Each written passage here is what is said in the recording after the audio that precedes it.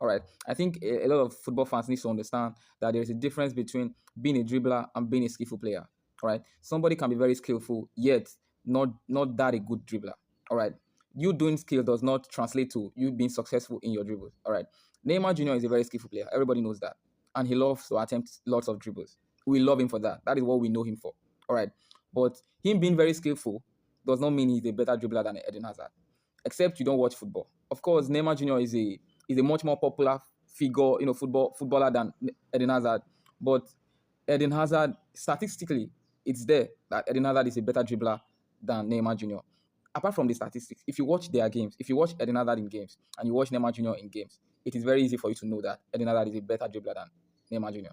Neymar Jr. in a game now can attempt, let's say, 15 to 20 dribbles. And out of those 15 to 20 dribbles, he might be able to succeed in, let's say, complete, let's say, 8 or 9 out of those 20 dribbles.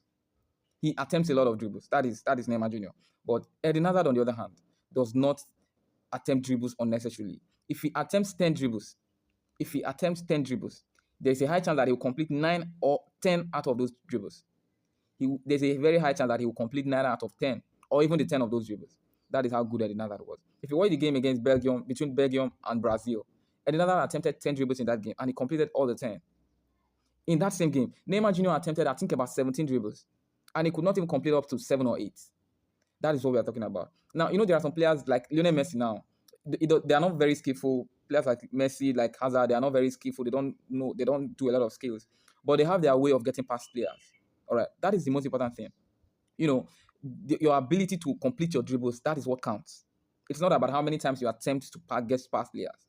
You can attempt it more than every other player, but a player who attempts it even in a lesser number of time and completes them is a better dribbler than yourself. So that is how it works. All right, it's just my take anyways.